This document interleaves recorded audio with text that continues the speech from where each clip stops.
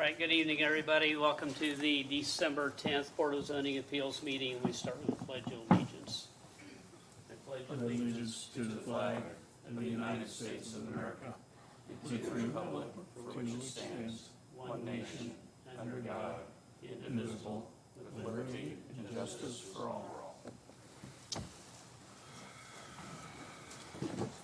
I'm John Merson, and on my far left, BC Anshin, Vice President. Bob Clutter, the attorney for the BZA. Member, Daniel Morrison. Shirley Hutchins, member. Ashley Elliott, Associate. all right, we have Jay Schaumburg is not with us tonight, but we do have a quorum, so we are good to go on that. And normally Deb Luzier, who is our acting director, would be here tonight presenting the petitions, but in her absence, Bob Clutter will be doing that. So Bob, are there any changes to the agenda? The only change to the agenda that I would recommend is moving item 5 under new business up to the beginning of new business public hearings. It's 25 CL-CM-241 Mulligan Farm, special exception for minor residential subdivision in the ag. All right. Approval of the October 22nd, 2025 minutes. I will make a motion to approve the October 22nd, 2025. Second. Then appropriately moved and seconded. All in favor say aye. Aye. Anybody opposed?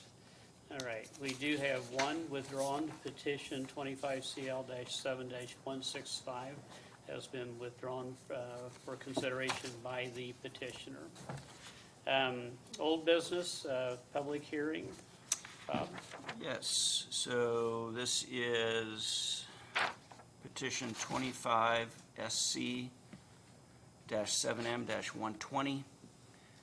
Lawrence D. Camarada is the petitioner, requesting approval of a special exception to allow a minor residential subdivision of the property zoned ag, as well as a variance from the 3-to-1 lot to depth width ratio. Property contains 17.77 acres and is located at 6,000 West, 500 North in Sugar Creek Township. Property history: the petitioner intends to split the existing 17.77 acres into 2 lots for 2 single-family residential dwellings. The proposed property split is done with respect to configuring the location of the best building sites on the property. Given the limited road frontage, size, and layout of the lot, the required 3-to-1 lot depth to width ratio cannot be met. The existing parcel is not active farmland, however, the active agriculture uses surround the property. Technical advisory committee comments.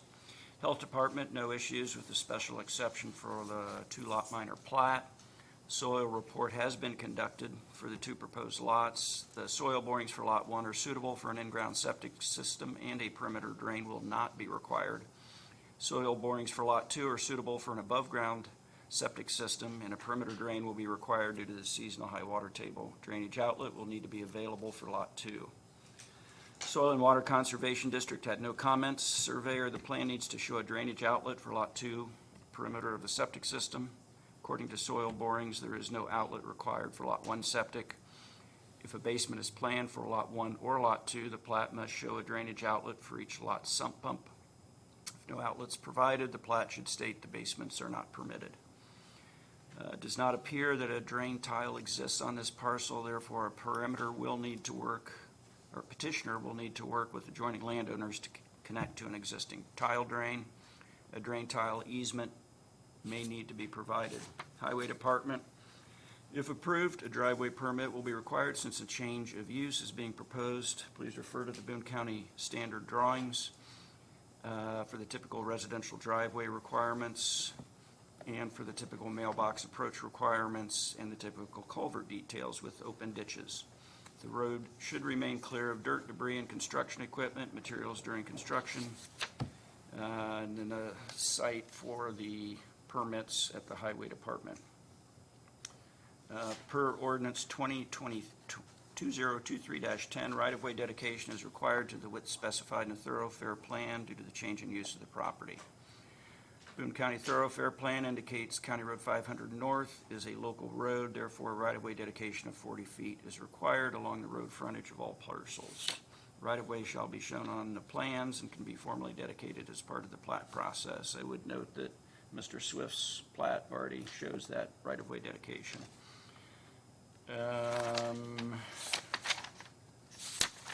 Through that. Staff recommendation that the BZA and the Area Plan Commission approve the special exception in the minor residential subdivision plat. In the variance with the following conditions, all TAC comments are addressed. A commitment shall be placed on the deed of lots 1 and 2, stating the lots shall not be further subdivided. Number 3, the 2 lots shall share a common driveway and no access easement shall be placed across the remaining frontage to prohibit additional driveways. Assess whether additional right to farm law of Indiana code commitment is needed to ensure that it will be made. All right, so the way this works is the petition gets read, and the petitioner or representative comes to the podium, states their name and address, writes the same on the tablet provided. The petitioner has the opportunity to add in additional information if they so choose, or they can just accept the staff report as written. After the petitioner has done that, anybody that wants to speak for or against the petition has the opportunity.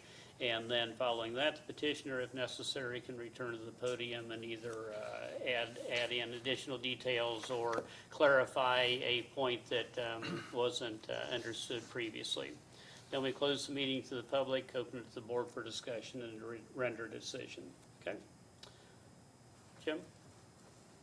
Hello, I'm Jim Swift, Swift Land Consulting LLC, 130 West Main Street in Crawfordsville, Indiana. I'm here representing Lawrence Camarada at his request. He can't be here tonight. The man bought a piece of woods nobody had ever paid attention to. He wants to build a house for him and his son. When he first approached me, he hoped to turn it into 4 lots, but there are definitely 2 good building lots here, so we're going with 2 lots. The 3-to-1 request is purely about the best place for the driveway, and this guy might be the nicest, most play-by-the-rules person I've met in my survey career. We ask that you please approve our request. All right. Is there anybody here to speak for or against this petition? Seeing no one approach the podium, we'll close the meeting to the public and open it to the board for discussion. I will point out that this petition has already been reviewed and approved by the Area Plan Commission. Normally it's the other way around, but due to scheduling constraints, the APC acted on it first. So, Sheldon, do you have anything? No, the only question that I would have when somebody inspected it, how do you know that the drain they're gonna hook into is working properly? That was an issue. There was no good drain. We've installed a drain with the complete cooperation of the farmer. They have a brand new 6-inch tile, might even be an 8-inch tile, that touches the county drain, and Carol Cunningham, the county surveyor, signed off on that. So Okay. brand new infrastructure at Mr. Camarada's expense.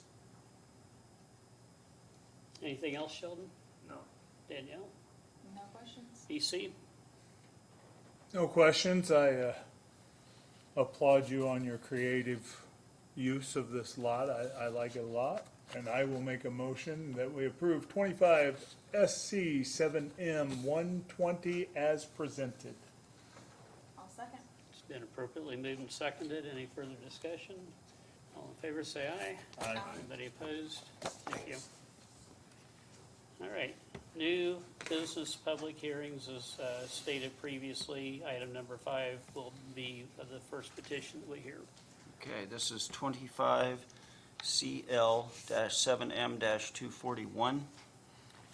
Petitioner and property owners are the Mulliken Farms, Donald W.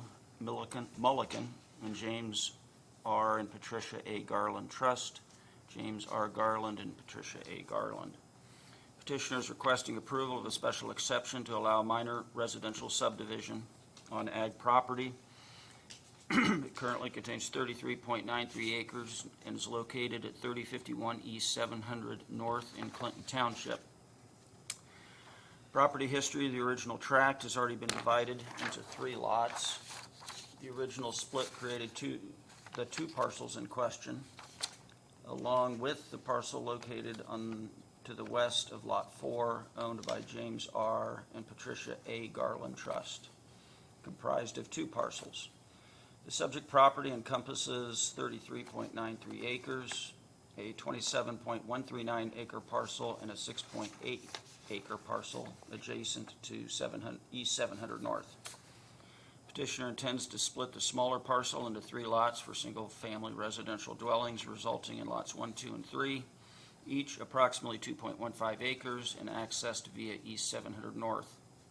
Lot 4 appears to remain non-buildable, a 27.139 acre lot for farming purposes. Since the parent parcel was split 3 times, this process would be considered a 5th division of the land. Therefore, Lot 4 is intended to be merged with the western parcel upon approval. Otherwise, this constitutes a major residential subdivision, which is not permitted in the Ag District and would require a rezone. The Barnes legal tile drain runs through Lot 4. Agricultural and residential uses surround the property. Technical Advisory Committee comments. Health Department, no issue with a special exception or a minor plat. Soil report has been conducted for all 3 lots. In general, the soil borings for all 3 lots are suitable for an in-ground septic system, and a perimeter drain will be required due to the seasonal high water table. Soil and Water Conservation District, no comments on the special exception. Due to the high water table and prone flooding, basements are not recommended. Surveyor's Office, the first floor elevation of all lots needs to be 15 inches above the center line of the road. Subsurface drain tile needs to provide an outlet to all 3 lots and be shown on the plans inside a drainage easement. Drainage permits for any lot will not be issued until all 3 lots have an outlet. The easement shown on the plat to the county tile needs to be redrawn to reflect where it is actually installed. Basement's not recommended. Highway Department. If approved, the driveway permit will be required since a change of use is being proposed. Please refer to the Boone County standard drawings for typical rural residential driveway requirements and mailbox approach and requirements, and for culvert details with open ditches. Permit type will be a residential driveway. Number of drives to be permitted is 1. Permit fee will be $200. A bond will not be required for this permit. Site-specific details. A positive outlet for the roadside ditch shall be shown on the plat for all lots 1, 2, and 3. Any drainage structures need to maintain a positive flow shall be shown on the plat and shall be in accordance with Boone County standards. Minimum of 12-inch diameter structure with a minimum of 12-inch of cover required over the new pipe. May require some excavation, and regarding regrading to be completed by permittees. Mailbox and mailbox approach shall be installed per Boone County standards. The road shall remain clear of dirt, debris, and construction equipment during construction. As outlined in the general permit terms, the driveway permit, all drainage improvements necessary to maintain positive flow are the sole responsibility of the permittee and shall be completed as part of the driveway permit. Per ordinance 2023-10, right-of-way dedications required to the width specified in a thoroughfare plan due to the change of use of property. The Boone County Thoroughfare Plan indicates East 700 North is a local road, therefore right-of-way dedication of 40 feet is required along the road frontage of all parcels that are buildable lots. The right-of-way shall be shown on the plans and could be formally dedicated as part of the plat process. In light of the above, staff recommends that the BZA approve a special exception with minor residential subdivision with the following conditions. TAC comments shall be addressed. Lot 4 must be consolidated with the western parcel before the plat will be signed. A recorded commitment shall be made and a note added to the plat regarding the right to farm commitment. And a recorded commitment shall be made and a note added to the plat that none of the lots in the minor plat shall be further subdivided. Did you, I wasn't paying any attention, did you read that? I did not. Okay. And second question for you is, are we doing this be pending legal review of this? Since that's going to come up Monday. Well, so Jim, can you step up for a second? Jim Swift, yes. Sure. You're gonna be our expert witness? So there's been a little, no, this is just a I already general. did it. Yep. My son. Ashley, Waited last time. Yes, there have been quite a few emails between myself and Deb and Jim and Nick Parr since last Wednesday about what came up. Do you want to briefly describe what Nick's, or the Highway Department's position is at this point? on the right of way, Yes, dedication. dedication. Well, I might take off my coat as real I quick. comprehend it, and one thing I comprehend is that the commissioners need to address this and give direction to the highway department, because the highway department works for them. But the goal of the highway department is that if you're gonna take a piece of road and you're gonna take land that fronts an existing road and you're gonna change the use of that land, they want you to dedicate a 40-foot right-of-way strip such that the new residential parcel does not include that 40-foot strip. It is ambiguous right now exactly what's gonna happen to the 40-foot strip. Is the dedication language on the plat good enough for it to become property of the county, or does there need to be some deed or whatever? But the point is, what the highway department would like is if you're gonna do a minor plat, where you're gonna build a residential lot, the right-of-way is not included in that residential lot.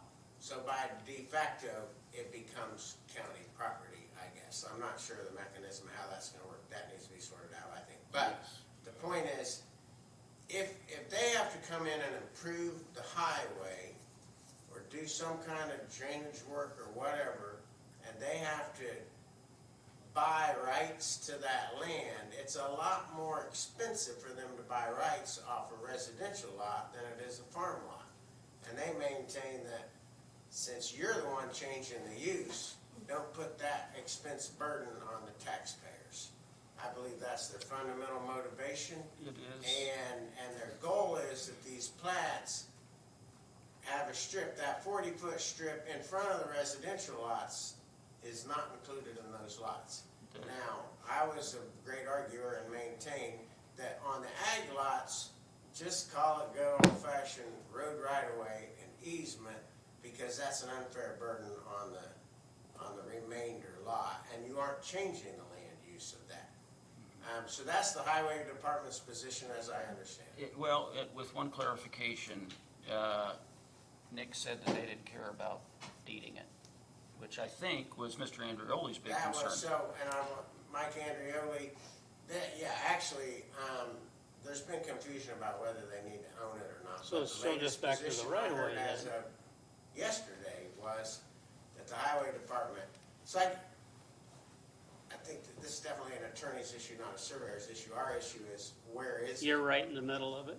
But we are right in the middle of it. Well, I'm glad to be in the middle of it because I'm sticking up for I the know. ag lots. I am sticking up for So my clients. And- ultimately, the direction is going to come from the commissioners, but that Mr. Andreoli's primary concern from last Wednesday was about the deeding of the property, and the Yeah. highway department is not as concerned about that.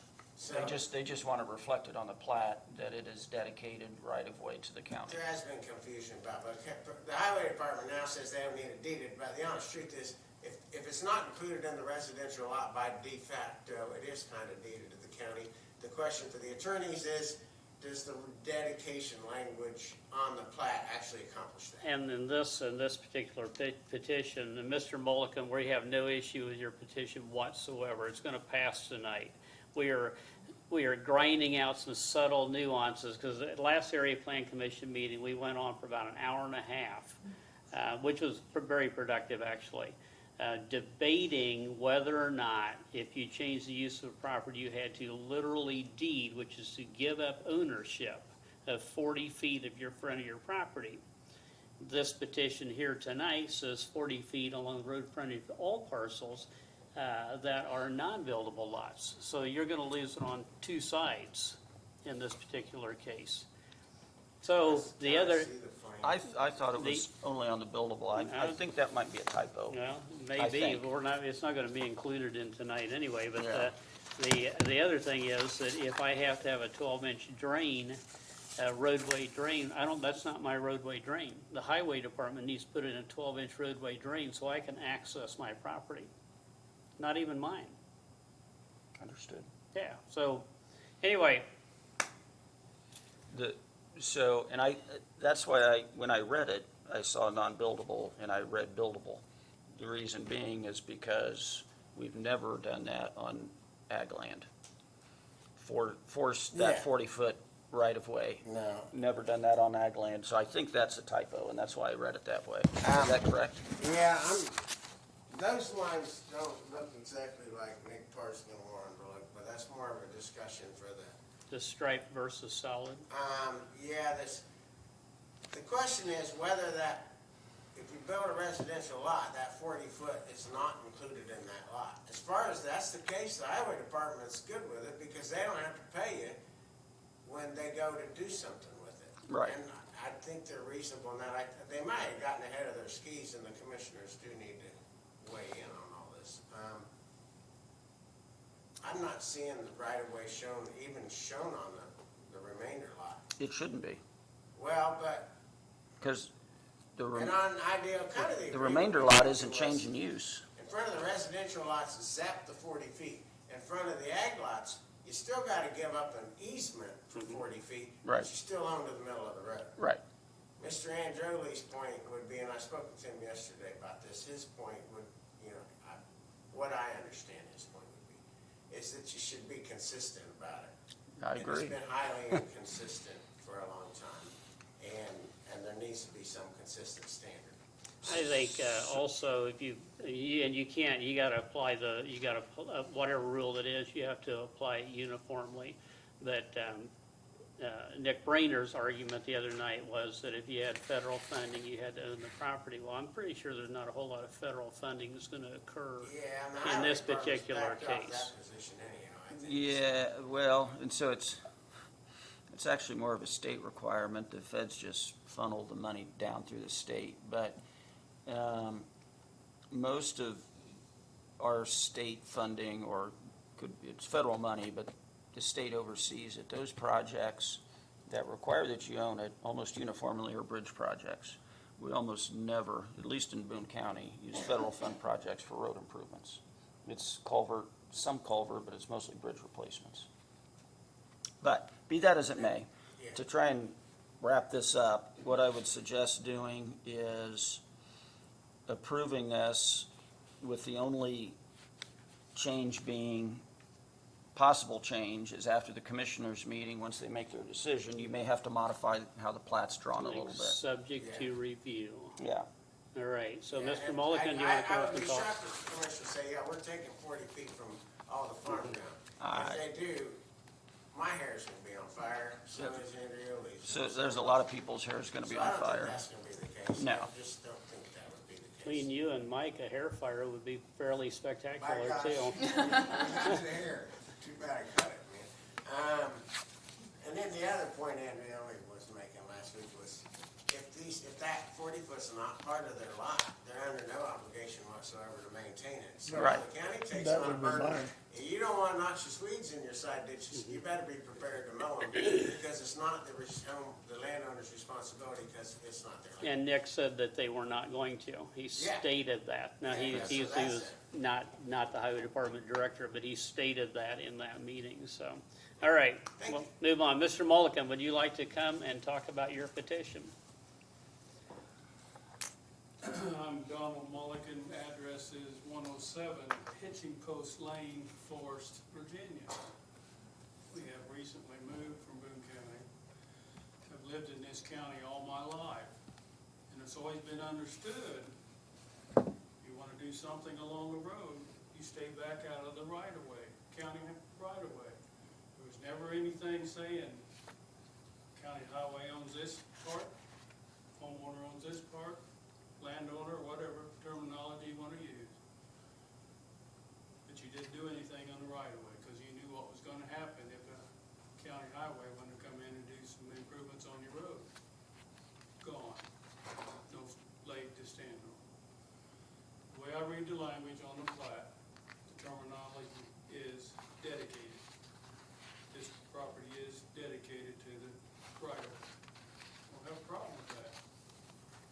No definition can I find for dedicated means owned or deeded to. And that was the question at the Area Plan Commission meeting last week, was the county was saying, we need that property deeded to us. We're not gonna give anything for it, but we wanna own it. Call it a right of way, call it an easement, I don't care what you call it, don't call it a deed. In this situation, not gonna mean a thing to me that it might to the new property owners. So tell us about your petition. So we're gonna iron out the right of way in the background. Okay. But your petition before us tonight. We sold the farm roughly a year ago, and I ended up, bought my two older sisters out, I ended up with the 6.5 acres that we're splitting up for lots. The only reason I understand that the plot, or lot 4 is involved, because we're going across that to get an outlet to the Barnes ditch for these lots. Otherwise, I don't see any reason for it to even be considered, because we're not changing anything there. Not changing the ownership, not changing the zoning or the use, it's still gonna be agriculture. Correct. It will just be called a non-buildable lot. That's how it'll be recorded, so, yeah, Unless you have further questions, I don't really have anything else to add. you're good. Thank you for your consideration. Yep. Anybody here to speak for or against this petition? All right, BC? No questions for me. I just closed the meeting to the public, by the way. Danielle? Nope, looks good to me. Sheldon? My only question is probably got nothing to do with this meeting, so I'll keep that one to myself, but I'm not positive why you're doing what you're doing. Well, you almost had to be at the Area Plan Commission meeting to know where all this came from, so. All right, so I'm gonna make the motion, because this is gonna be a little confusing, that we approve petition 25CL-7M-241 as written with the language regarding the easement for the county highway department depends on the decision of the county commissioners, because we're waiting on them for clarification. I will second that. Okay, it's been moved and seconded. Any further discussion? All in favor, say aye. All right, thank you, Mr. Mulliken. Thank you. All right, next up. Next petition is Brent Will. 25MA-7-186. Petitioner and property owners Brent Williams, who is requesting approval of a special exception to allow a landscape contractor business use in the Ag District. The subject property is zoned Ag, contains 2.0 acres, located at 2410 North 800 East in Marion Township. Property history. Property will serve as headquarters for the landscaping company. The proposed use will allow for business operations, equipment storage, and administrative functions associated with a locally owned and operated landscaping company. Activities would include business office functions, equipment, and material storage, including trucks, trailers, mowers, and seasonal supplies, and employee parking, as well as dispatching crews to off-site customers. The previous owner demolished the homestead before the applicant acquired the land. The planned new structures include a 6,000 square foot primary building and a 1,500 square foot secondary lean-to for storage. Hours of operation will be Monday through Friday, 7 a.m. to 6 p.m., with limited Saturday hours during the peak season. The company expects to employ 3 to 5 full-time staff with seasonal additions. Agricultural uses surround the property, some residential uses nearby.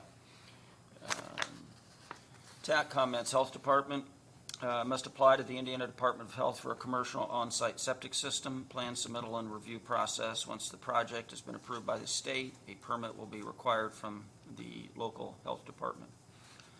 Soil and Water Conservation District, no comment. Surveyor, a drainage plan regarding a registered land by a registered land surveyor or engineer will be required. An outlet will need to be found. First floor elevation of buildings will need to be at least 15 inches above the center line of the road and need to file for a drainage permit. Highway Department, they are not in favor of this special exception due to the inadequate infrastructure to facilitate traffic for the use.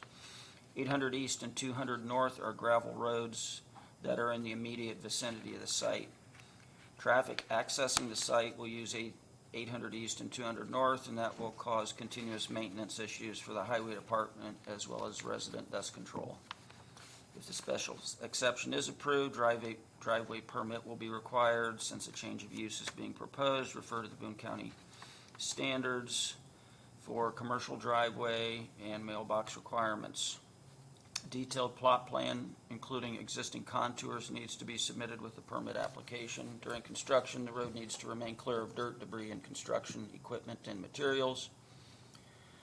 All drainage improvements necessary to maintain positive flow are the sole responsibility of the permittee and shall be completed as part of the driveway permit. Per ordinance 2023-10, right-of-way dedications required to the width specified in the thoroughfare plan due to the change in use of the property. Thoroughfare plan indicates that North 800 East is a local road. Therefore, a right-of-way dedication. It's a small one.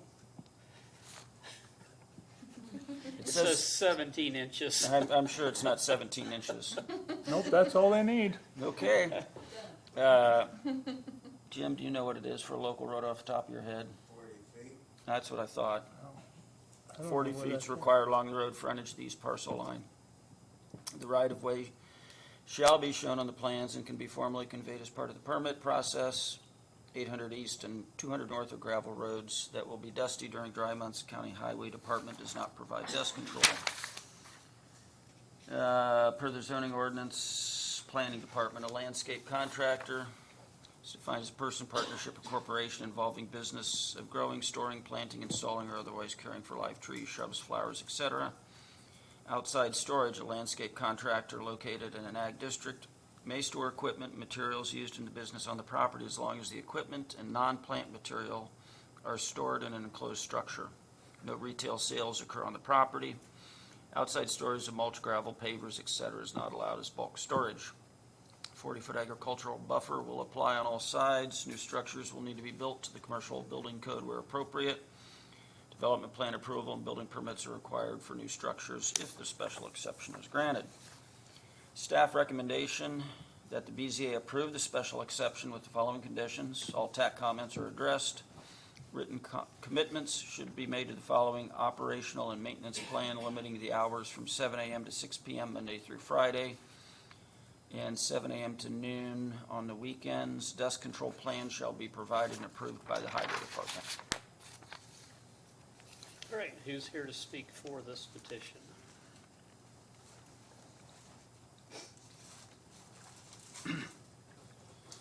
Good evening, my name is Brent Williams, I live at 1595, wow, I forget my address. 1595 North 750 East. Property's at 2410 North, 800 East. So we live about a mile south of this property off gravel roads as well. So very familiar with the dust that's out there. Many of the traffic out there, it's a lot of the service vehicles, UPS, it's Amazon, so we live in it, so we see it. But I'll give you a quick overview. I think a lot of the report gave good clarity on the project here, but so requesting special exemption to run the small landscape contractor business on the 2-acre site in the ag district. So you mentioned the properties acquired out of the state, out of the neighbor that actually runs an ag property just south of this property. He was the administrator for the estate. Actually, brothers with the deceased helped, kind of just called, allowed us to access the property, helped us kind of go through the process, supportive of the project, helping us go through some of the development plans. Multi-generational farmer in the area, in support of the project, along with several of the other neighbors we've talked to about the project. You mentioned, the size of the building, primary building, 6,000 square feet, the secondary structure, 1,500 square feet for indoor storage of equipment. You mentioned the no sales and the no bulk outdoor storage. It's also, our operations are pretty low intensity, rural use.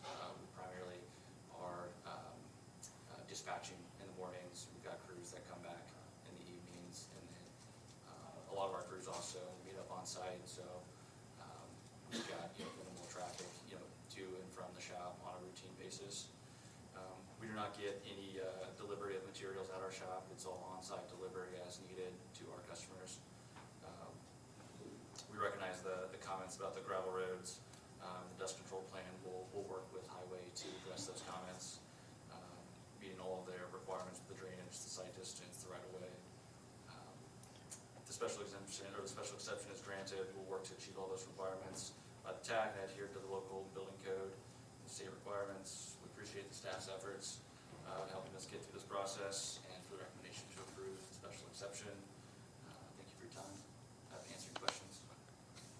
You just like do commercial maintenance? 100%. Yep. Primarily multifamily apartments. We've got properties all across Indianapolis. We're up in West Lafayette.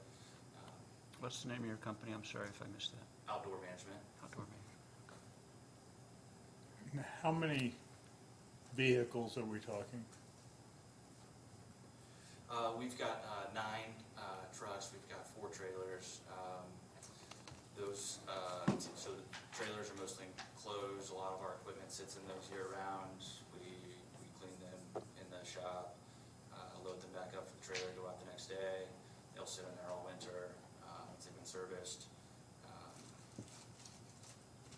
We've got a backhoe, skid steer. It's pretty much the scope of our equipment. Well, so each day there'd be 9 trucks that leave, and then at the end of the day, 9 trucks come home. No, sir. We've got about 3 crews, so a lot of the trucks are sitting idle for the majority of the year. They're there more of as needed for more of the seasonal work for snow removal. So just how many trips a day would be in and out of your facility, do you think? Just like total? So if we've got 4 employees, you've got 4 arrivals. We've got most of those are drivers, and then some occasional seasonal work. So maybe 10 coming into the site, and then those 3 or 4 trucks leave, and then you've got the same folks returning, going home. So less than 20 a day. Great. Is there ever a situation that a client would be on this property? You don't showcase materials or do anything like that? No, we're not doing any hardscape. We're primarily working with property managers on site for apartments, senior living facilities, HOA communities. They can come by if they want to see our equipment, but they don't want to see what we're working in. Sure. Is there anybody here to speak for or against this petition? Seeing no one, will close the meeting to the public, open it to the board for any additional questions or comments. Sheldon? How wide is this gravel road? I mean, is it one of the narrow ones, or is it gonna be wide enough for 2 trucks both directions? I don't recall off the top of my head. I know I've been out there, but you can speak to that easier than I. Yeah, we've got, so since we live a mile south, there's residential homes. We've had no issues passing, oncoming traffic when we are leaving, if we're right up against somebody coming through the right of way, if you will. Plenty of space for, vac trucks running grain up and down, throughout the season. There's never been an issue where I've gotten run off the road. Okay, thank you. Does the highway department have any recourse if, like, where they turn into, if they start destroying our gravel roads? They would. Yeah. So there would be something in place to There be would able be. to solve that. And you've got equipment that you can, if you start pushing gravel into the side ditch, you've got a backhoe, skid steer, you can scoop it out anyway. But yeah, they do have recourse. Okay.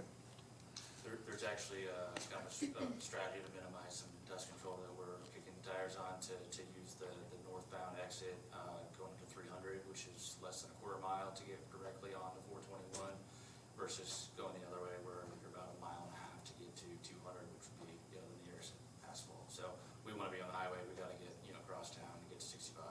So Okay. we're looking for the quickest and most efficient path. Which is Quarter mile, mile and a half on gravel road, I think I know which one I would choose. Yeah. Danielle, anything?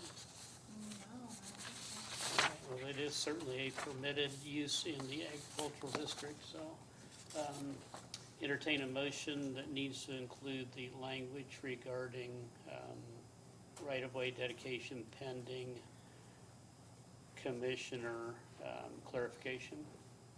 Okay. I will make a motion to approve special exception 25MA-7-186, with the exception of waiting for the commissioners to approve the language about the right-of-way dedication. And just as a clarification, is that also including the recommendations or the commitments That, yeah, in the that staff they report mitigate the dust control, and the yeah. TAC comments and operation maintenance, 7 a.m. to 6 p.m.? Yes. Okay. Thank you. I'll second. It's been moved and seconded. Any further discussion? All in favor, say aye. Aye. Mow away. Next is petition 25JE 14-234. Petitioner and property owners are Scott Post and Susan Post, and they're requesting a variance to allow an accessory structure to exceed the height and area of the primary structure. Subject property is located on a lot that is zoned ag containing 2.89 acres located at 5725 West, 200 North in Jefferson Township. Property history has two existing structures, the primary residence and a carport. The proposed accessory structure is 2,400 square feet, 10 feet 6 inches taller than the residential structure. The 2,400 square foot pole barn is larger than the primary residential structure, which is 1,632 square feet. However, it is smaller than the combined house, attached garage, breezeway, and sunroom, 3,285 square feet. Applicant's narrative states the structure will be used for storing personal property, including a motorhome, side-by-side watercraft, lawn care, and other equipment. Structure will also include a dedicated space for woodworking, sewing, and conducting maintenance and repairs. The site is heavily wooded, and the structure will be placed in the rear of the property. Residential uses surround the property. Technical Advisory Committee comments, Health Department, no addition with the pole barn. Septic and well will not be impacted by the barn. However, if they plan to include plumbing such as sinks, toilets, they will need to obtain a septic permit. Soil and Water Conservation District, no comments on the variance. When building the barn, practice good engineering.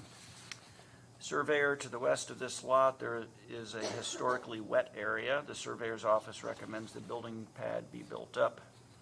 Highway Department, if approved, the driveway permit will be required during construction at no charge.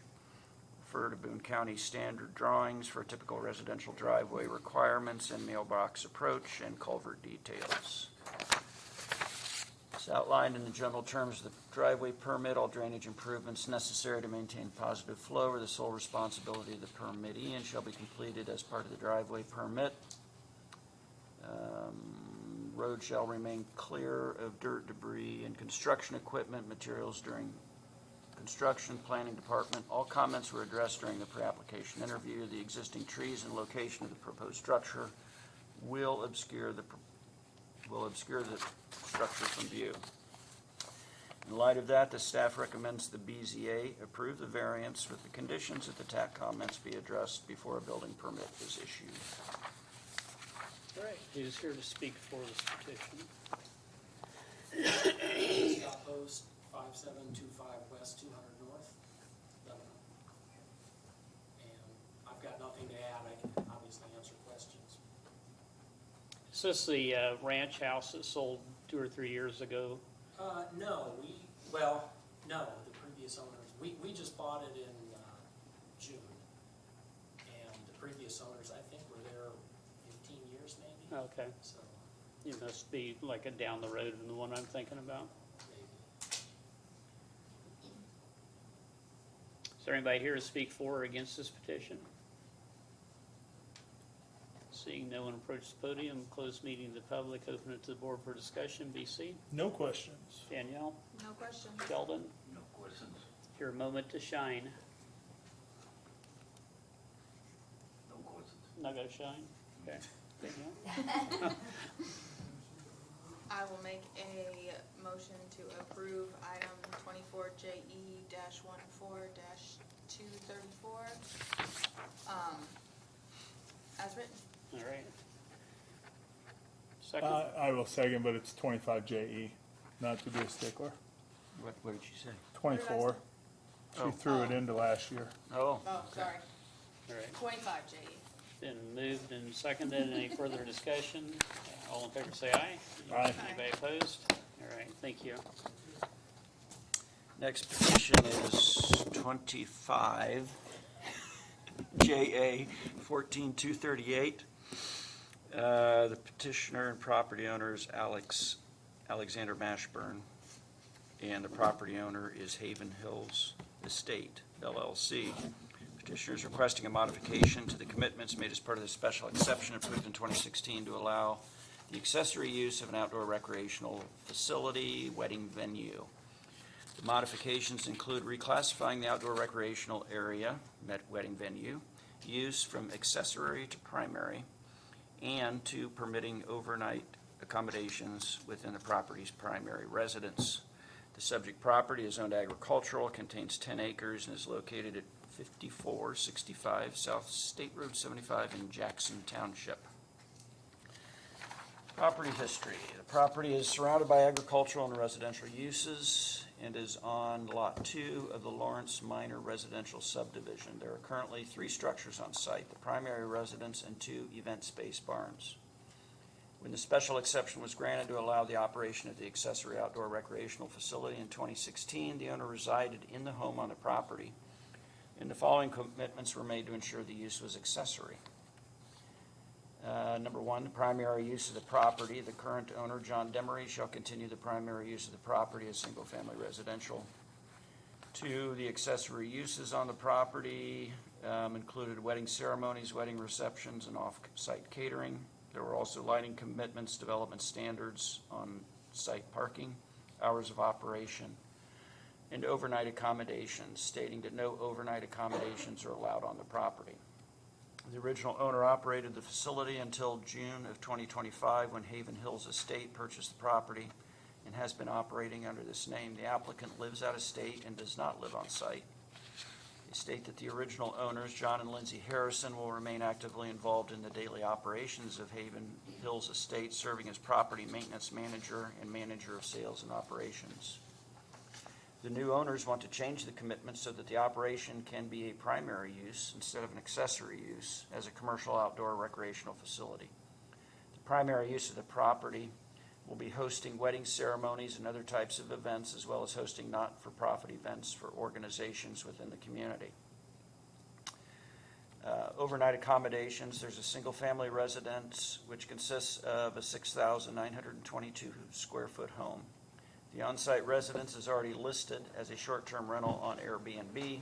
The listing shows 5 bedrooms, 12 beds, 5.5 bathrooms, and a room to accommodate 20-plus guests.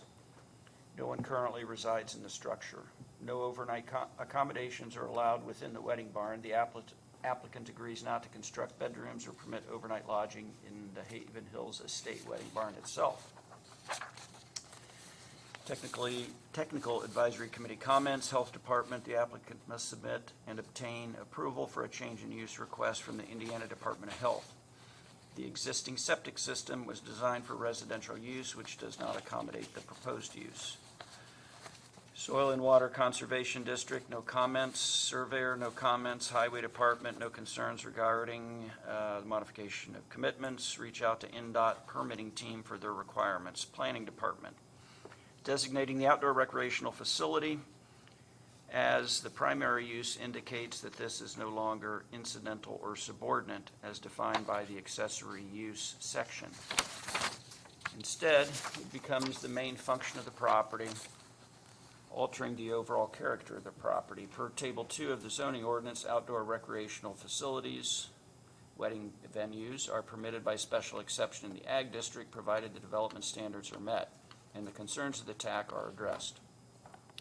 The ordinance does not clearly define short-term rentals, nor does it provide short-term rental development standards or procedure. It does, however, define bed and breakfast as a residential building other than a motel, apartment, hotel, or a hotel containing lodging rooms for accommodation of 5 or more persons.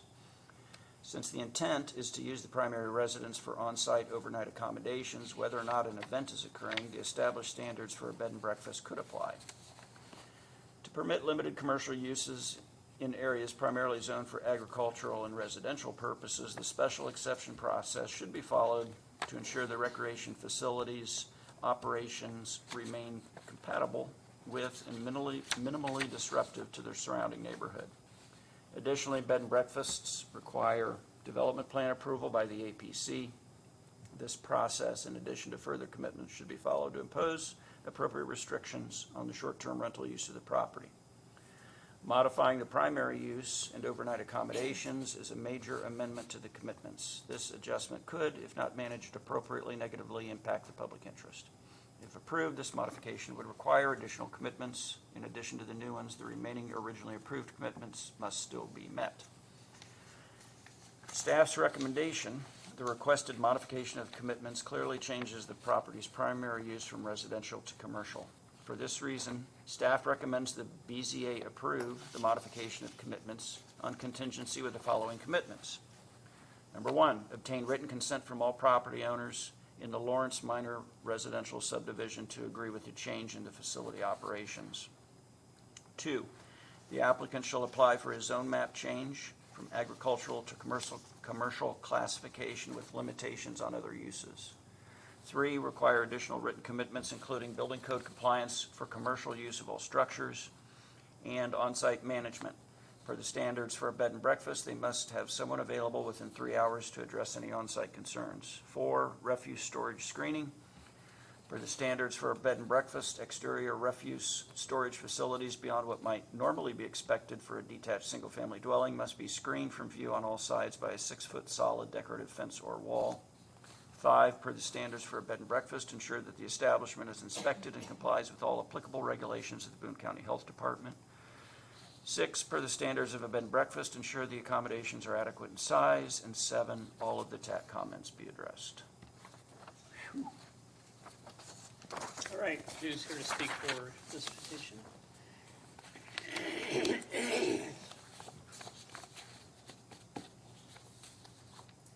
Good evening, Lindsay Harrison. I reside at 413 Cardinal Drive, Jamestown, Indiana. My husband John and I are the previous owners of the property. So initially the land was ag land. My parents built the home, the primary resident home on the property in 2001 and lived there for many years. My husband and I, with a growing family, purchased the home in 2014. And wedding venues were just becoming a thing at that point, and so I begged my husband to start a wedding barn. That took a little bit of time. Finally got him on board. We opened as JLH Wedding Barn in May of 2016, and we resided in the home, so we were the occupants of the primary residence on the home while operating the wedding venue. In 2022, we built the additional barn that you all mentioned on the property. It is actually on a separate, I don't know if parcel is the right word, so the home and the wedding venue are on 10 acres, and then there's about 39 additional acres, and we built a livestock barn, like an ag livestock barn, just for our show pigs and horses. And so that is not at all part of, it was mentioned when you all were reading, but it's not actually a commercial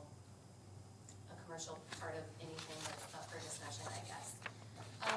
We did sell our property and met the new owners, Alex Mashburn and his wife and family, late spring. And through the transition, they are currently residing in Utah, have no plans to move to Indiana, which left the home without a plan.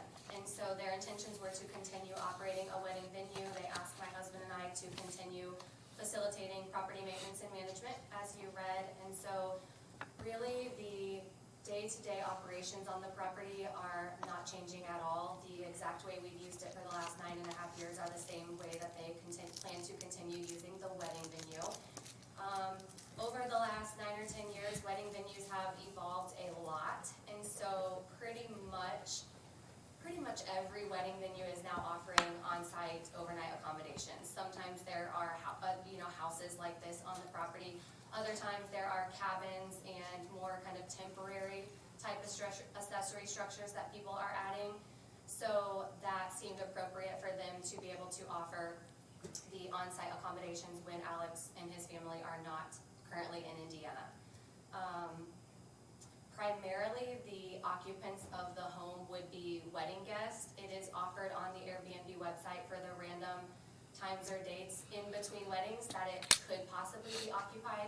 Obviously, we are out in the middle of nowhere, so it's not as if we're in town, with a lot of Airbnb type bookings, but that is a gist of what they are looking to accomplish. They did some incredible renovations inside the home to allow it to accommodate the 20 plus people that are advertised. It is a 5-bedroom home, master on the main, 4 bedrooms upstairs. They basically took the bedroom that was over the garage, so it was a very large size room, and they had some custom bunk beds done in there. So queens on the bottom, twins on top, very, very well done. That's kind of the gist of it. The owners don't have any intention of residing in the house, it's just a commercial property. So they've been here quite a few times already since June, and they've stayed a couple weeks each time. I think they've been here, 3 or 4 times already. So they spend a significant amount of time here. Alex's wife would love to talk him into moving here. She is completely obsessed with Boone County and Indiana. Alex is not there yet, so I would say at this time they don't currently have intentions of moving or residing here. Can I ask a question? Of course you can. So, one of the commitments, or I guess concerns in the staff report are when guests are there, whether it's typical bed and breakfast stuff, or they are feeding themselves. Are you and John going to be the ones that are kind of overseeing that? Yes, that's a great question. So we are building a new home currently that is about 8 miles from the venue. So when the new home is finished, yes, we will still live very close and still oversee all of those. If there were ever an issue when a guest is on site, yes, we are the ones that are called in there. Currently, while our new home is being built, we are about 5 minutes from the venue. So yes, we will continue that. One thing I did forget to mention, that the health department had the concern with the septic system being able to accommodate 20, guests in the home. And we did have some lengthy conversations with the Indiana Department of Health on, what we kind of needed to do with the septic system to make sure that it was approved for that number of people. And ended up, there is, the wedding venue is tied into the sanitary septic system. And so the State Department was recommending that we just do the same with the residents to eliminate all of those concerns. I was here when that went through, but does the wedding barn have a separate commercial septic? The wedding barn is tied into the sanitary city septic line. Oh, that's right. Yeah, Because you ran a line up. Yes. Yes, you ran a line up there. That's right. Okay. So we have now spent the last couple of weeks having quotes done for boring to bore the, basically, the residential septic system, the tanks that exist for that, just connecting those out to the sanitary septic line. The line that runs up to Advance. Yes, Yeah. correct. Okay, correct. I had forgotten that. Thank you. And that is the route that we are now taking. And so I did email with Clayton Campbell, and he said, just let me know what your plan is. And I said, this is our plan, this is what we're moving forward with. And he said, he initially gave me some feedback on how to properly abandon the residential septic system, but it's not actually becoming abandoned because we are still using the 2 tanks that exist. And he said there was Okay. nothing then that needed done with the finger system. Okay.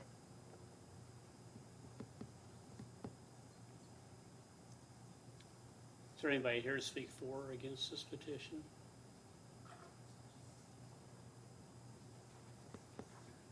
Seeing no one, will close the meeting to the public and open it to the board for discussion. A question that I've got, I believe that your wedding barn has hours of operation associated with it. So what's gonna keep me from having a great wedding reception and saying, hey, let's just continue this over here? Which is certainly walking distance or crawling distance from the venue. So what's the plan to make sure that when the wedding and reception are over, which is what, 11 o'clock, I think? Yes, correct. That it does not continue? How are you gonna mitigate that? Yeah, so the venue itself it is staffed full-time. If there's a guest on site, there is an employee of the wedding venue working. So there is a 1-hour time frame given post-wedding for them to kind of finish cleanup, gathering items from the bridal suites, gifts, whatever they might have there. There's an hour time after that. So at midnight, in the latest possible case, the lights are off, the doors are all locked, and everybody's out. Yes, if they are choosing to continue renting the on-site home, they move up there. Just like, if you've stayed at an Airbnb before, there are, on the website, and there's the handbook, and there are all of the things. Typically, anytime that you stay there, there's quiet hours. Those are all things that Alex has specified out.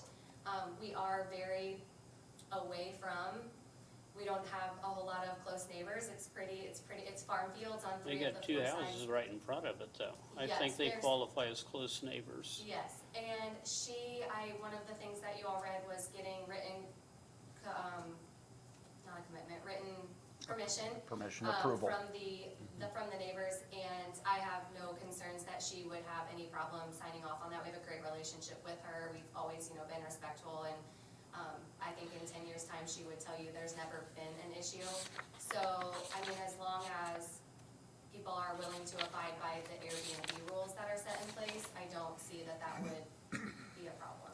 Do your Airbnb rules specify that, though? That there can't be like a live band on the patio, or there can't be noise over 40 decibels after 11 o'clock, not midnight, because just because you're picking up gifts and confetti from 11 to 12, it's not the same thing as let's move the party over here. Yeah, they do. I've not actually read exactly what their rules state, but they do have quiet hours. And the other thing that I think is important to note is that during a wedding weekend, there are no random Airbnb people allowed to book the venue. So, I don't know if that's relevant or not, but it is blocked off. If there's a wedding taking place and the wedding guests do not choose to book an overnight stay in the manor, as they call it, it is not occupied by anyone. I wanna see the commitments. I wanna see the Airbnb rules, because, you say 20 people, but that doesn't mean those 20 people can't invite 80 of their closest friends next door to continue the party. Right. That's my big concern with it, is that it looks to me like a loophole to avoid the hours of operation. Yeah, sure. So if I could, I've used Airbnbs before, and I know that they have pretty restrictive, you have whatever the capacity is, say it's for 4 people, that's the only 4 people that are permitted there. And we actually own a VRBO, which is pretty similar, Yes. and they're even more restrictive. That you don't have a wedding venue that you're operating next door. Granted, I give that. That's, I'm that's not catch. arguing in favor of Lindsay's petition, I'm just saying that I've had quite a bit of experience with those, and I know that you can get in serious trouble with VRBO, Airbnb if somebody violates those restrictions. They're gonna kick you out after you just had your wedding? Which Well, Which no, what you're I'm, not coming back anyway. no, no, but what I'm The saying penalties are is, terrible. Another thing I'll add too, we are, they can yank your ticket. we have a full 16 camera system, security system on the property. Obviously, none of those are inside the residence, just because that would not be allowed, but they are on all aspects of the outdoor area, all aspects of the wedding venue, out on the livestock barn, there's one that shoots the entire parking lot. So it is fully under surveillance, so to your point of massive party going on, it is under pretty strict surveillance to where we can see if there were more than what you'd expect, you know, a maximum 8 to 10, I would assume, vehicles for 20 people. That would be very clear to us at all times. And yes, I mean, there is no way to ever guarantee that somebody's not going to, same for us when we travel with our kids to livestock shows and book an Airbnb.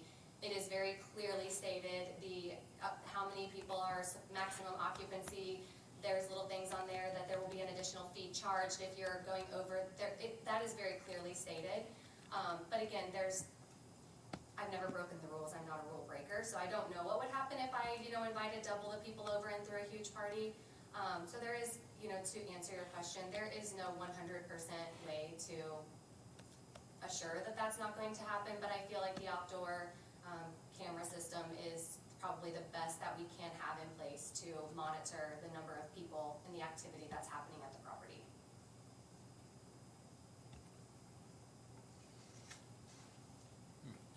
Kind of dominated the line of questioning, Daniel. Well, PC? well, we have existing ordinances reference bed and breakfast. We do. So doesn't that limit occupancy and all that? I'm not familiar enough with them. It does, in terms of the occupancy and all that sort of thing. Yes, it does. And then, am I confused here? We don't have any commitments, but we made commitments that was based on the property owner owning the property. He's no longer, so this is completely not an authorized use, or am I missing completely? So, in the past, when the original approval was, it was an accessory use. The wedding barn was an accessory use to the primary use, which was a residence. What they're asking for is changing that to the primary use as being the wedding venue, with the accessory use being the Airbnb. So they're basically flipping it the other way, and with the understanding that the accessory use of the Airbnb is not the owner of the property. Right, because what we Yes. did in 16 or whenever it was. 16, yeah. But again, we said he would remain the owner, and if he wasn't the owner, then the commitments go away. The commitments were transferable, so They're- before yeah, the the sale of the They commitments- were property, transferable? Oh, yeah, we- commitments yes, transfer. we reached out to you No. before we closed the sale to make sure Yeah. that everything was transferable to new ownership, and it just said if there were to be any proposed changes, it needed to come through the process Yes. that we're doing right now. So anytime we have commitments on any special exception or zoning or anything like that, They those can be run with the transferred. land. So they, unless for some reason We you specifically- specifically say they apply only to the owner, they run with the land. So if, the previous one, which one was it? Mr. Post, the commitments that you made for yours, that the TAC comments are addressed, you sell your property a year from now, those commitments still run with the new owner. And it's the same with us, and that's consistent with state law. The commitments run with the land. Right, but I thought we have in the past made where they were not transferable, and I thought this was one. That's, no. Okay. Yes, and you have. We you have. absolutely have. Yeah. Yeah. Absolutely have. Yes, you have. You can make them to the And current. it was on spot rezoning, Yeah. which And is what this is. technically, this is not a rezoning, but you could call it that. I Yeah. believe in here it states that it's rezoning to commercial, Well, that would have to go through the plan commission. which it states in here that it does. Right. And then my other follow-up question is on the the proposed building, is that the one you just referenced? There's one on your website that says coming soon. Is that building already there and you're gonna repurpose The it? building exists. Okay. Obviously, they do not show livestock, so currently that building is sitting empty. It's And you're us- gonna flip that into another use as well? Yes, in the future. All right. What do the owners of the current property, what's their motivation to do this? They What, own- what changes? They've already got an Airbnb that they're operating, got a wedding venue that they're operating. What do they gain from bringing this petition before us? Ask me that again, I don't understand exactly. I'm just seeking clarification on why we're even considering this tonight. They have a wedding venue, they have an Airbnb. At the end of the night, they're still gonna have a wedding venue, and they're gonna have an Airbnb. So what's the reasoning between changing from primary to accessory? I was just told that was what we had to do. Bob, can you lend clarity on why somebody told them they had to do that? I believe, and I don't want to speak for Deb, but I believe it's because they no longer live in Right. what was the primary Which was a structure. commitment. That is that correct, they- because the current commitments say that the owner remains the primary residence of the property, which Yeah. the owner is still the primary owner of the property, but he just does not reside there full-time. Yeah, and so I'm going to try and go back to the, You can weigh in, John, at any time. Yeah, and I think to your question there, he did this, right or wrong, in Utah, that's kind of how they do it, and then I think we got to doing some more research, and they want to do it, everything the right way. You know, there's people that have told them, don't worry about it, same thing, at the end of the day, they're gonna have a wedding venue and Airbnb, and he's like, no, I want to get it set up so it's right, so everybody knows what's going on, so it's legal, like, I think they just want to get it out there. I mean, it is what it is, they just want to do it the right way, and that's all it boils down to. yeah, and I think, I'm trying to search for it, I remember reading it, but the original commitments were that you were going to own it, obviously, but also reside on the property, so that is the change, is that, I think we need to make sure that the original commitments didn't cease with the vacating the property. I had a copy of those sent to me prior to the sale, shared those with Alex, because that was a concern of theirs. We need to make sure that everything that allows you guys to do what you do is transferable. And so I don't know if that got given to you. We had to redline the original commitments. We yeah, I had to- remember we made some changes. The original ones aren't a part of the packet. I could pull up the email I'm sure I have from Deborah from earlier this spring when I was reaching out, or maybe from Ashley, even one of them, I could pull that up and share that with you, but. You actually went to grab them now. Perfect, that would be excellent. It does Maybe. clearly state that they're transferable. I think they were in the packet. How many guest rooms are in the house? There are 5 bedrooms.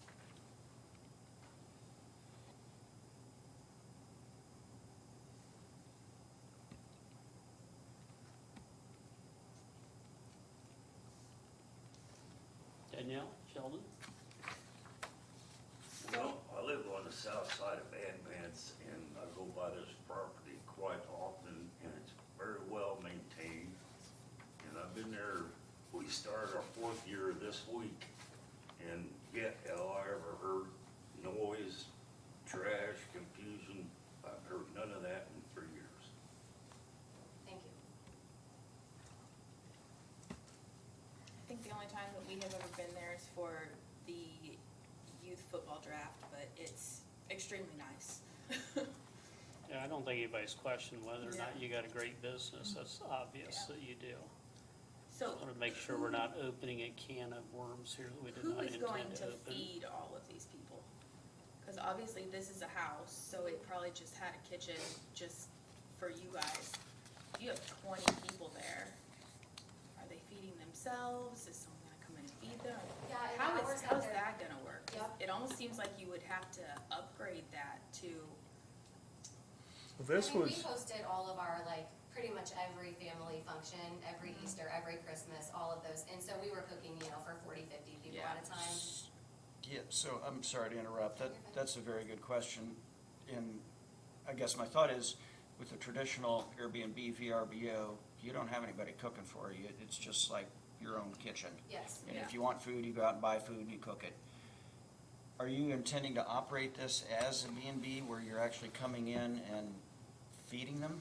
No. Okay. all right. which I It'll agree, become in a the hotel. original, you Yeah. guys said you weren't gonna have a kitchen on site, all catering was being brought in. Yes. But Still don't have a kitchen in the wedding. This is still, it's unrelated 100% to the wedding venue. so Other- it's, you're not intending to feed these people? Correct. So then Well, they'll have so to then bring it's- in their own food. So then it's just an Airbnb/VRBO, which state law and throughout the country says that's just a residential use. Yes. It's not a commercial use, which is somewhat where the confusion comes in. Yes. Yeah. Right, that's where I was heading it.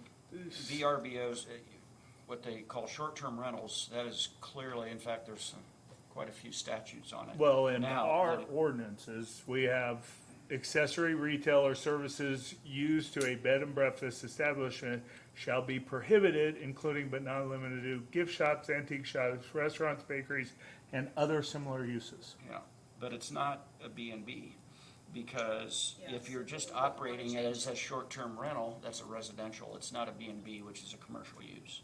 So that's kind of one of the, So then we wouldn't even wanna change it. Right. I don't think you would. If you're not intending to, the traditional Groundhog Day, bed and breakfast, where you come down and the little old lady's cooking breakfast for everybody every morning, if you're not doing that, if it's just strictly a short-term rental where they do all their own food, clean up, whatever, that is clearly, under state law, a residential use and not a commercial use. That is 100% what it is intended to be. That's, okay. And that's kind of what I think the whole process started as, but then I think for clarity, they wanted to speak with Deborah, like, is this okay? And then that's how we ended up here. She says, this is how this has to be done. I agree that you have to modify the commitments. Yes. I do not agree that you rezone it commercial. I don't want to rezone it commercial because you guys are great, you're stalwart citizens of the county, you got a great venue, but you don't own it anymore. Right. Somebody from Utah owns it, just because you're standing here saying, we're not going to do something, you don't own it anymore. True. Because we could be creating an issue that we're not trying to create. I agree, and so with that part of the staff report, I object to from a legal standpoint. It's no different than the VRBO that my wife and I own. It's not part of our property, and it's on a lake, and that's not a commercial property. I mean, VRBOs, Airbnbs are all over the place, and every state in the country has stated it is not a commercial use, it is a residential use. And it doesn't have to be owner occupied. Most of them aren't. Correct, yes, that's true. And I think that's why in the business narrative, it was so important to them to make clear, because no one here knows them and they aren't here the majority of the year, why it was so important to them to make clear that John and I were still so involved in the property and the upkeep. And we are literally there 3 to 5 times a day. We are there everybody keeps asking us, have you guys missed selling it yet? And no, we don't miss it because we're still there every day. I'm in that house every day, that's where my office is. So to a large extent, I think we all appreciate the transparency here. But you could have sold it and kept on going and nobody would have known. Right. Because it's still a residential use with the short-term rental. You guys are still out there doing what you're doing. You're running the wedding venue. But they could also drop out They could. tomorrow, have a parting of the ways with the owner, and we're stuck. I mean, if you look at that website, the Airbnb is tied to the wedding venue. To me, this is a commercial property. The wedding venue, Well, see. You can't rent the house without being associated with a wedding party, Yeah. right? Yeah, you can. Yeah, you Yeah, can. that's what she said. You No, just it can just be an can't Airbnb. do it on the same You can't do it weekend during the that same they're weekend as the having- wedding. So, Okay, if- okay. if you're not having a wedding for 2 weeks, and I wanted to rent it for 2 weeks, I could. It's available to you, yes. I'm So- inclined to say no. We're not disadvantaging anybody by saying no. Your operations continue Yeah. as they are right now. And we haven't created the danger of an unintended use of the property in the future. I just don't really think it needs to be rezoned. I definitely don't think it should be rezoned. Yeah. I absolutely agree with that. But to the extent that maybe it's just an acknowledgement that you're no longer the owner occupied home, it's just a short-term rental. Which I believe the commitments that I just redlined for her essentially said that. The residence is just no longer owner occupied. Let me see. Oh, shoot. Regrettably, you provided information to Deb that she did not provide to us. Yeah. Let me, Those Can I- those commitments that I had to. And I don't think they would be opposed to more commitments as you said, noise ordinance past Yes, 11, correct. I on the agree. outside of the house. I don't think there would be. is this the red line you're referring to? Yes, so the only thing that, from the original commitments, the only thing that we were working to change were what I wrote in red. Primary use of the property would be hosting wedding ceremony, which again, if you're saying that can even be flipped back, I think it can still be the accessory use. I think he found pretty much what we were. Okay, so this is where she wanted me to cross out what we were taking away, which just says the current owner, John Demery, and then changing it to what I highlighted. This was the new. Can I make a suggestion? You guys don't mind coming back? Give me an opportunity to talk to Deb and walk through this and find out what's the best thing to do legally, not only for you guys, for the Mashburns, for the BZA going forward. I think there's absolutely no appetite to rezone the property, and I strongly discourage that. And I understand that Deb thinks that that might be the way to go, but I think if we have a discussion, we can work through that issue. It's kind of like a right-of-way, isn't it? I think this one will be easier than the right-of-way, and we don't have to go to the I commissioners. know. And, you know, and once again, it's not a reflection on the two of you whatsoever, but you don't own the property anymore. And Right. that's- And you got absentee owners that may love Boone County, but they don't love Boone County like the people that live here. Correct. So, if I may, I would respectfully suggest we continue this until, Table it. table it Table. until the next meeting. I can't remember, did you ask if anybody else wanted to speak on this? We did. We did, okay. Yeah, we're closed to the public. Okay. All right, I think that's probably the smartest thing we could do tonight. Okay. Thank you. Wait, we have to have a motion. You can sit down, but, All right, I will make a motion to, It's table January. Yeah. section number 25, JA 14238. One correction. Well, I thought about saying 26. It's going to be a Sheldon, did you Tuesday. second that? I'll second. There we go. Ashley, what's the January date? Is it the 21st or the 28th? I want to say the 28th, hang on, perfect. It's been appropriately moved and seconded. Any further discussion? All in favor, say aye. Aye. Anybody opposed? Okay. You don't have to come back and go through your whole spiel again, but give me an opportunity to sit down and talk to Deb about it. Okay. For anybody that's interested, that will be the 28th. January 28th of 2026, And if right you here. could share, or actually Deb can share additional information, that would be super helpful. I will absolutely do that. All right, last petition. This is 25 MA 14-239, petitioner is the property owner Elizabeth Cannon. She's requesting approval of a variance to increase the area permitted for an accessory structure on a residential lot. Subject property is zoned low-density, single-family and two-family residential, which is R2, contains 4.49 acres, and is located at 8385 North Washington Street in Marion Township. Property history, property has 3 existing structures, the primary residence, a garage, and a loafing shed. Not sure what a loafing shed is. It's for livestock. It's like a lean-to. Okay, sorry. Three-sided, basically. This involves 2 properties with the same parcel number. One parcel includes the primary residence, while the other is a 4+ acre pasture area where the garage and the loafing shed are located. The cumulative square footage of all accessory structures exceeds 75% of the primary structure's footprint. The proposed accessory structure is 576 square feet and approximately 14 feet tall. The applicant's narrative states the structure will be used for sheltering 3 horses. Residential properties surround the site to the north, south, and west, while agricultural abuts to the east. Staff comments. Health Department, no issue with the addition of the pole barn. Septic and well will not be impacted by the barn.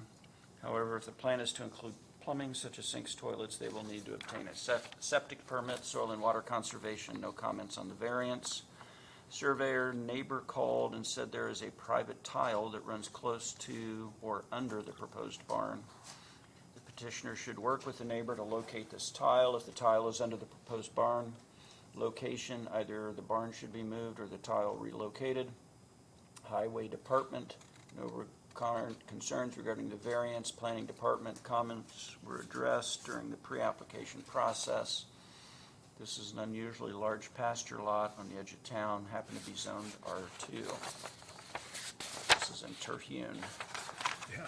Staff recommends the BZA approve the variance with the following conditions. TAC comments addressed. A recorded commitment shall be made that the lot will not be sold separately from the home so that the accessory structure remains associated with the residence.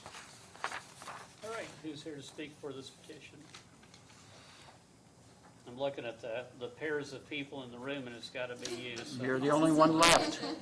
You are the only one left. Elizabeth, and my address is 8385 North Washington Street in Sheridan. And yeah, basically I just want to put a small shelter out for my horses. So right now they're in a 3-sided structure that's not great shelter for them. Where the barn, the proposed area where the barn goes is not on top of the drainage tile. Kurt, what is his name from the? Kurt? Yeah, from the surveyor. Yes. Just came out and we located the pipe and. Oh, you did locate it? Yes, it Okay. happens to be north of my existing permanent fence line, which is north about, I don't know, probably at least 15 feet from the structure, the edge of the structure, the north edge of the structure. So that does not interfere with the drainage. All right. at all. Is there anybody here to speak for or against this petition? Did you want to speak for it? Seeing nobody approach the podium, close the meeting, the board, or the public, and open it to the board, BC. No questions. Danielle? Nope. Sheldon? No questions. Motion? Motion, I make a motion, we approve 25 MA 14239 as presented. I'll second. Moved and seconded. Any further discussion? All in favor say aye. Aye. All right. Last item on the agenda is consideration of BZA rules and procedures, which we're going to continue to the next meeting pending some clarification. Anything else, Bob? No, sir. Motion to adjourn? Second. Or do I need to make it? You gotta make it. I'll make the motion that we get out of here. I'll second. Been moved and seconded. Thank you, everybody.